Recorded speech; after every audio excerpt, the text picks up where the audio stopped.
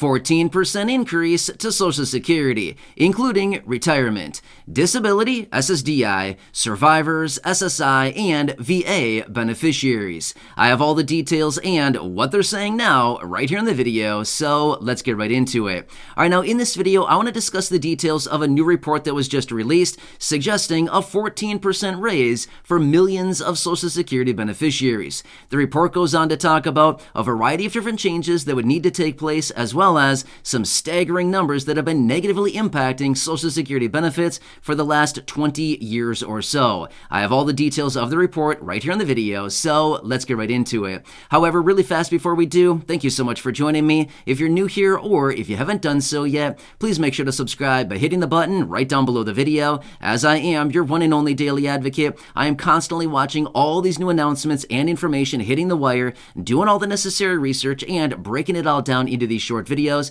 so you can stay tuned with what is actually going on and how it's going to impact you, your money, your benefits, your lifestyle, your bank account, and of course anything that's popping up right now that you can take advantage of or you can grab, especially with everything pertaining to money, benefits, raises to benefits, checks, programs, or anything else out there for the low income and fixed income. Of course, I'm watching it all closely and bringing it to you right here in these short videos each and every day. So again, thanks so much for joining me. Please subscribe down below if you haven't done so yet so you don't miss any videos going forward during this very busy time, and I'll continue to be here for you as that is my dedication and my commitment to you and the community, and as always, I'm sticking to it. All right, thanks again. Let's jump into it and talk about all the details of this report that was just released suggesting a 14% raise, which, by the way, Social Security beneficiaries have actually seen a 14% raise. Back in the early 80s, in fact, 1980, there was over a 14% raise that was implemented. Could you imagine? What would that do for you right now if you got a 14% raise to your benefit? I know we all need like a 50% or realistically like a 100% raise to benefits right now, but even a 14% raise would be pretty nice. I think that'd be very welcomed by a lot of people. Well, let me tell you the details behind this report that was just released and what they're actually suggesting with it. And realistically, the details of this report are not all that too far-fetched. Let me tell you the details about this because it actually makes a pretty good point here. So we all understand right now inflation is very high, right? This is obviously not a new story. We've all been talking about it for a very long time. We know that inflation is very high. Everything is very expensive and realistically getting more expensive. Well, what is anticipated between now and the next year here is that inflation will continue to rise at least for a while and likely probably not go down for a couple years even. There's actually economists and experts that are watching this right now suggesting that this high inflation will be around for a couple years. Let's hope not, because this is not a good situation that's going on right now.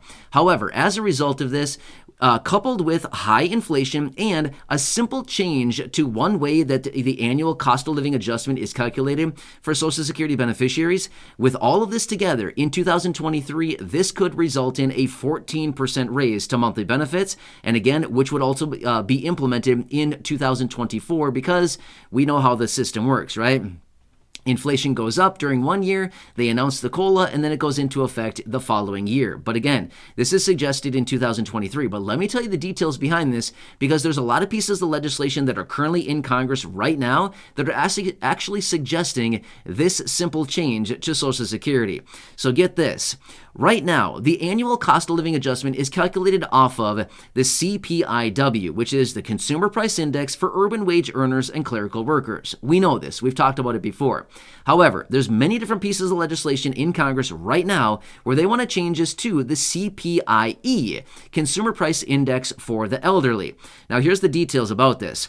The CPIE tracks the actual changes in price for those individuals aged 62 and older. So it puts a heavy emphasis on all the spending and a lot of the different categories that people aged 62 and older typically spend their money, like healthcare and a variety of other changes, right? So those, or the CPIE, is actually tracking the spending of, people age 62 or older, which better reflects the actual living expenses of those individuals living on a fixed income benefit like Social Security, right? And again, it also reflects the details of what actually would be implemented as a raise for people like SSDI beneficiaries and SSI. I can tell you this much though, even if you're somebody receiving, for example, SSDI or SSI or VA or something like this, and you're not 62 or older, that's okay, because here's the thing. If they change the way that the COLA is calculated from the CPIW to the CPIE, it would actually be advantageous for all beneficiaries. So it doesn't really matter if you're 62 or older. I'm just saying that is how the CPIE actually tracks expenses for, fixed income beneficiaries or somebody around that age range. So here's the details about it though. Over the last roughly 20 or so years, 20 to 22 years or so, expenses for this group of people, age 62 or older, has increased by 130%. That's crazy. That is crazy time right there. So just in the last 22 years or so, expenses for the group, again, 62 or older, has increased by 130%. Meanwhile, guess how much the benefits have increased over that same period of time as a result of the COLAs? 64%. That's it. So in the same period of time, the same 22 years span of time, the COLA has raised benefits by 64%. Meanwhile, expenses has increased by 130%. That doesn't make any sense. So there's a 66% deficit. In other words, the difference between 130% increase in expenses up to the 64% increase in benefits because of the COLA, there's a difference of 66% that just evaporated. That's it. 66% gone, right? Well, here's the thing. It all comes down to this.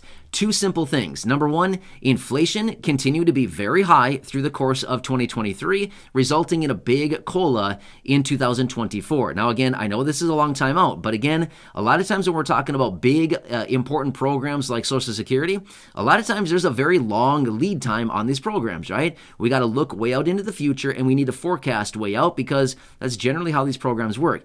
Big programs that impact and influence and reach millions of people, tens of millions of people in the case of Social Security, it's something you got to watch very closely a long time out because any little change, any little adjustment, it impacts millions of dollars, well, realistically billions of dollars in this case, right? We're talking about a lot of money just from simple little changes. Tenths of a percent relays into billions of dollars, right? So it's a lot of money that we're talking about. But anyway, so what it comes down to is inflation continued to increase and or hold steady for roughly the next year or so. On top of that, one simple change out of Congress to change the way that the COLA is calculated from the CPIW to the CPIE would actually bring advantageous results for millions of Social Security beneficiaries. And again, all the beneficiaries I mentioned earlier. Yes, including retirement, SSDI, survivors, SSI, and VA beneficiaries, all of which are impacted by the annual cost of living adjustment. That one announcement that we all wait for each and every year out of the Social Security Administration, that impacts about 70 million beneficiaries. All of those benefits I just mentioned a few seconds ago. So yes, it all impacts those. So one simple change out of Congress from the CPIW to the CPIE, and also with persistent inflation through 2023, which is highly anticipated as of right now, could translate into a 14% raise, which, by the way, I said it earlier, back in 1980, good old 1980, there was a 14.3% raise to benefits. So it's not unheard of, okay? This is a thing. It can absolutely happen, and there's no reason that it couldn't happen again. And like we've been talking about for a very long time now, with inflation as high as it is, fixed income beneficiaries should be rewarded. Fixed income beneficiaries should be properly compensated for the time and realistically for the destruction of your monthly benefits as a result of depletion of purchasing power, right? We've talked about all this before, but that is what inflation is doing. Inflation is rapidly depleting your purchasing power of your monthly benefits, and as a result of that, we should be getting a big old benefit raise because of inflation. But unfortunately, we understand right now that the annual cost of living adjustment is calculated once per year to adjust for inflation. not a good plan. We've talked about it doing adjusting quarterly. That would be a much better plan to adjust the COLA quarterly and actually reflect real inflation in real time, or at least less delayed than a 12-month delay, but rather actually adjusting it, on a 3-month basis. Like I've said before, highly doubt that that's actually going to happen, but it's just another idea out there that would actually better reflect the actual living expenses and real inflation for fixed income beneficiaries. I don't know. I like the plan, but guess what? They're not going to do it. You know why? Because benefits would be increased on a pretty substantial basis, on a regular basis as well. And then if we're worrying about the solvency of Social Security now, we'd really be worrying about the solvency of Social Security then, because benefits would continue to increase on a pretty regular basis, which again would be really, really nice, but highly unlikely. So anyway, I wanted to bring this report to you. I just got done reading through it and I thought, this is a very important one. I want to bring it to your attention because there's a lot of moving parts here. Things are changing rapidly. And again, anytime that we talk about, or anytime that I come across any information that impacts your monthly benefit or may result in an increase, a raise, an expansion, anything like that, or anything else revolving around money, checks, programs, raises to benefits, or anything else along those lines, of course, I want to bring it to you right away so you can stay tuned with what is actually going on and also impacting your very, very very important monthly benefit that so many people rely on. So anyway, I'm here for you in any way that I can be. Please make sure to subscribe down below if you haven't done so yet. Share the video with your friends, family, social media, and go back and check out any of the other thousands and thousands of videos here on the channel. Until next time, have a good one. I hope this video helps you out and again, better understand some of the reports that are out there now. Of course, as I do get more details, of course, I'll bring it to you in these short videos. So until next time, enjoy your day, subscribe, share, and go back and check out the other videos, and have a good one. I'll catch you again later.